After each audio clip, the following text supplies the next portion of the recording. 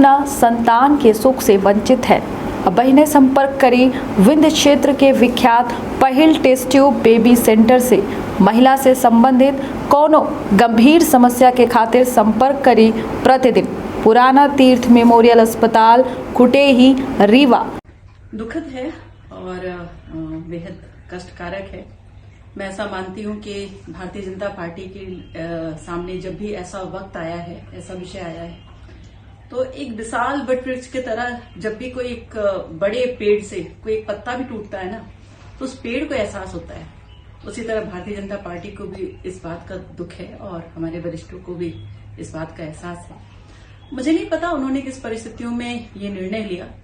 पर जो निर्णय था वो भारतीय जनता पार्टी और एक निष्ठावान कार्यकर्ता के अनुरूप नहीं था।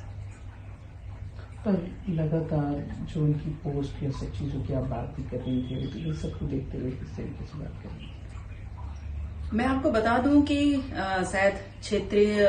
नेता होने के नाते, जो कि वो बहुत वरिष्ठ कार्यकर्ता हैं, वरिष्ठ नेता भी हैं हमारे भारतीय जनता पार्टी के, मुझे लगता है कि शायद 55-56 साल के होंगे और 55-56 साल के उम्र के इस पड़ाव पर भारतीय जनता पार्टी ने उनको क्या क्या नहीं दिया, मैं तो इस पर आज विचार कर रही थी। मुझे लगा कि युवा मोर्चा के प्रदेश महामंत्री बनने के बाद रचनात्मक प्रकल्प के वो संयोजक बने, वो प्रदेश के मंत्री बने, भारतीय जनता भाजपा मध्य प्रदेश के प्रदेश के महामंत्री बने। वो दो बार उनको विनिंग सीट से टिकट दिया गया, दो बार, और उनको राज्यसभा सांसद बनाया गया। तो मैं जब विचार करती हूँ तो मुझे लगता है क्या नहीं दिया गया, और सम्मान तो इतना भारतीय जनता पार्टी में दिया गया जिसके लिए शायद वो एहसानमंद होना तो दूर की बात है, शायद वो सोच भी नहीं सकते कि भारतीय जनता पार्टी के कारण एक व्यक्ति का अस्तित्व और व्यक्तित्व किस तरह से निखर कर आता है। इस वक्त में ऐसा निर्णय लेना कि जिस वक्त में एक राष्ट्रवादी नेतृत्व एक बड़े यज्ञ के लिए, जो विश्व के मंगल कामना के यज्ञ के लिए आगे बढ़ रहे हों, उसमें तो हर कोई अपना दल छोड़कर जिसकी रीति नीति से वो सहमत नहीं है, वो हमारे इस परिवार में शामिल हो रहा है। वो मोदी का परिवार बनना चाह रहा है, वो इस यज्ञ में आहुति देना चाह रहा है, और मुझे दुख है इस बात का कि वो इस आहुति से अपने आप को वंचित रख रहे हैं। उन्हें किस बात का दुख है ये मैं कह नहीं पा रही हूँ, मतलब मैं आपसे बयान नहीं कर पा रही हूँ। पर मुझे ऐसा लगता है कि विकासवादी सोच के इस विचारधारा से जो आदरणीय नरेंद्र भाई मोदी जी के नेतृत्व में बह चुकी है और चल पड़ी है, इससे शायद वो अपने आप को सहमत नहीं करते हैं। और आज का ये इस्तीफा देना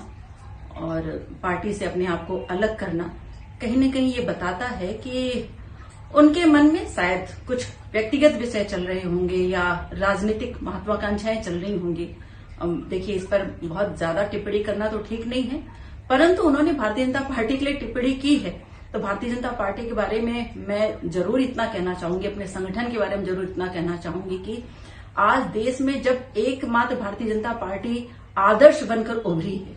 उसका नेतृत्व आदर्श बनकर उभरा है। आदरणीय नरेंद्र भाई मोदी जी के नेतृत्व में जब हमारा पूरा देश विश्वव्यापी एक लोकतंत्र का महापर्व मनाने के लिए आगे निकल गया है, जब हम बहनों को आवाज दे रहे हैं, बहनों को गैस चूल्हा दे रहे हैं, जब हम धारा 370